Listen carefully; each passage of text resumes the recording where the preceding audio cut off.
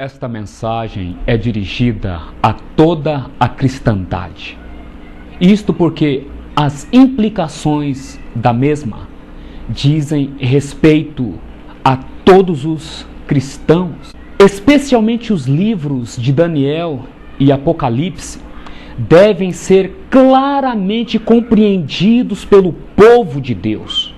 Verdade é que entre o livro de Daniel e o livro de Apocalipse, nós temos uma ponte no capítulo 24 do Evangelho de Mateus. É necessário que nós venhamos dar uma especial atenção às questões relacionadas às profecias bíblicas, para que tenhamos uma compreensão correta do desdobramento desta na história e especialmente com respeito às cenas finais da história do pecado neste mundo. Meu irmão, minha irmã, meu amigo, minha amiga, seja grandemente abençoado por Deus.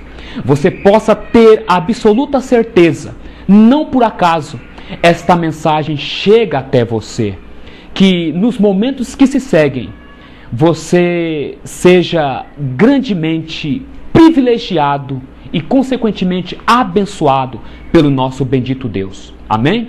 O tema da nossa mensagem, a ponta pequena e os três reis arianos.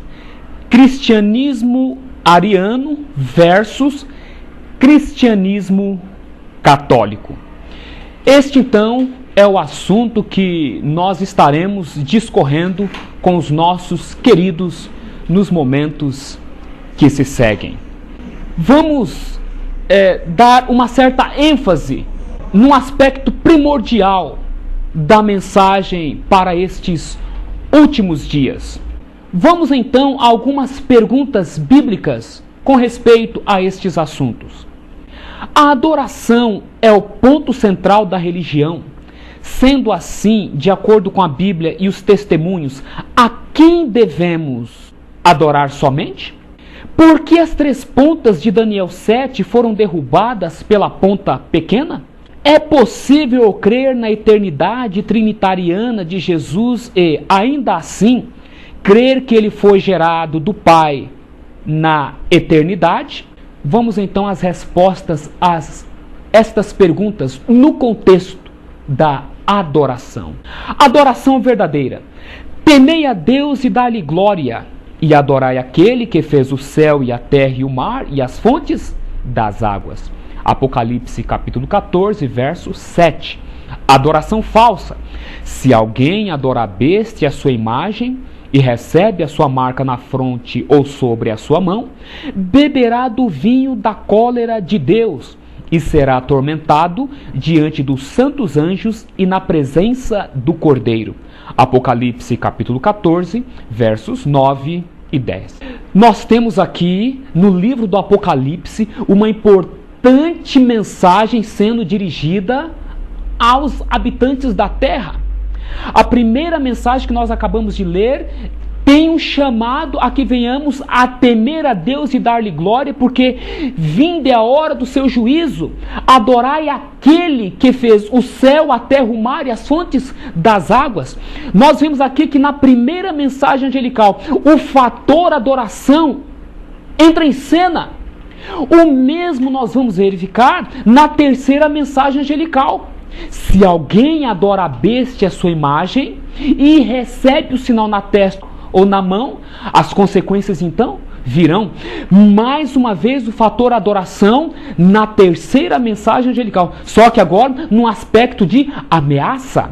Temos o fator adoração na primeira mensagem angelical, temos o fator adoração na terceira mensagem angelical.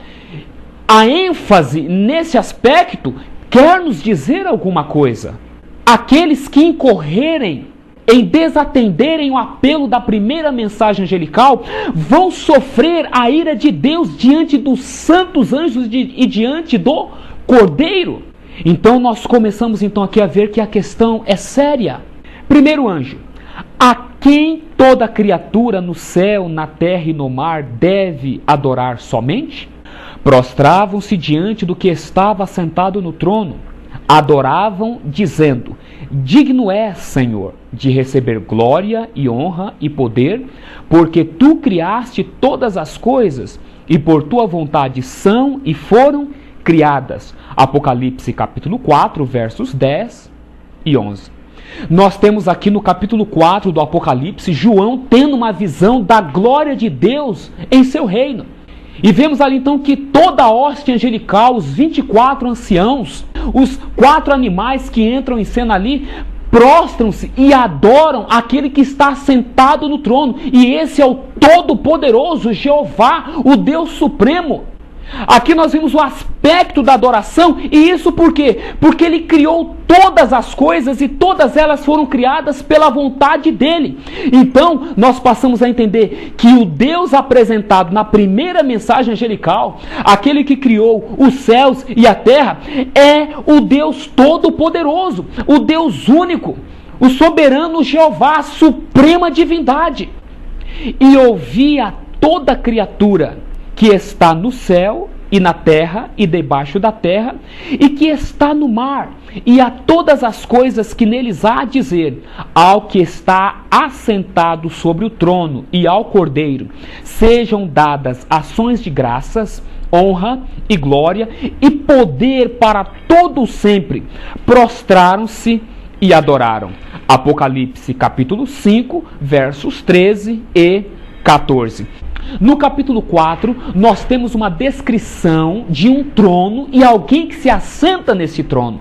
E segundo as palavras do capítulo, é o Deus Todo-Poderoso. Já no capítulo 5, nós vemos a visão em continuidade de João, mostrando à destra da majestade um livrinho. E é nos dito o capítulo que João começa a chorar, porque não consegue encontrar ninguém que possa o quê? Pegar aquele livrinho. É então quando entra em cena o Cordeiro. Quem é o Cordeiro? Acaso não é Jesus Cristo, o Filho de Deus? Sim.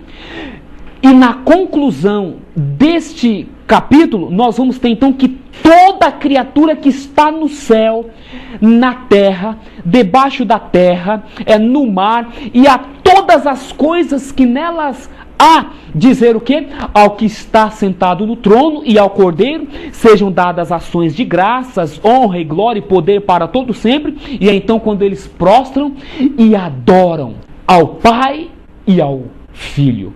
Passamos então agora a compreender, dentro da profecia bíblica, a quem a adoração é dirigida. Ao longo das Escrituras Sagradas, nós vamos ver o Pai e o Filho sendo exaltados. Entretanto, nós vamos ver agora a relação disso tudo com a ponta pequena de Daniel, capítulo 7. Terceiro anjo, adoração à besta e a sua imagem. Se alguém adorar a besta e a sua imagem e receber o sinal na testa ou na mão, Apocalipse 14, 9. A besta. E adoraram a besta, dizendo: quem é semelhante à besta? Quem poderá batalhar contra ela? Apocalipse 13, verso 4. A imagem da besta. E foi-lhe concedido que desse espírito à imagem da besta, para que também a imagem da besta falasse e fizesse que fossem mortos todos os que não adorassem a imagem da besta. Apocalipse 13, verso 15. O que nós temos então na terceira mensagem angelical, como nós já vimos anteriormente? Uma ameaça divina contra os adoradores da besta e da sua imagem. A adoração à besta e a sua imagem implica numa falsa adoração. E a questão é tão séria que nós vemos o quê? O Apocalipse 13 apresentando a besta sendo adorada por um grupo de pessoas que vão exclamar: quem poderá batalhar contra a besta? E nós vemos também a imagem da besta sendo adorada, ainda que sob pressão. Isso passa a nos revelar que a questão da adoração de fato é algo sério, sim. E nós temos o dever, a responsabilidade, a incumbência de buscarmos considerar as questões em torno deste assunto. Porque entre os poderes celestiais e os terrenos, este ponto vai ter que ver com o clímax da grande controvérsia final. Avante! Em que consiste a adoração à besta e à sua imagem? E vi uma mulher assentada sobre uma besta, e na sua testa estava escrito o nome, Mistério, a grande Babilônia, a mãe das prostituições e abominações da terra. Apocalipse capítulo 17, versos do 3 ao 5. As 7 cabeças são 7 montes sobre os quais a mulher está assentada. Apocalipse 17, verso 9. E a mulher que viste é a grande cidade que reina sobre os reis da terra. Apocalipse capítulo 17, verso 18. O que nós temos aqui? Em que consiste a adoração à besta e a sua imagem? Consiste em prestarmos homenagem a poderes terrenos. Nós vimos aqui que esta mulher, ela está sentada sobre uma besta. E profeticamente falando, mulher em profecia representa igreja. Mas o livro do Apocalipse vai nos apresentar 2 tipos de mulheres, ou 2 igrejas. Uma mulher pura e uma mulher prostituta. Uma igreja verdadeira e uma igreja falsa. Logo então, nós temos alguns detalhes com respeito a esta mulher que está sentado nesta besta que representa poder, autoridade. Tem que ver com os 7 montes sobre os quais ela está sentada. Vocês já ouviram falar da cidade dos 7 montes? Onde esta mulher ou esta igreja está assentada? Nós estamos falando dos montes Quiminal, Viminal, Esquilina, Capitolina, enfim. E o interessante, aqui está dizendo que esta mulher ou esta igreja é a grande cidade que reina sobre os reis da terra. Mais detalhes ainda, porque vamos então ver a sua relação com a ponta pequena. Arianismo e a ponta pequena.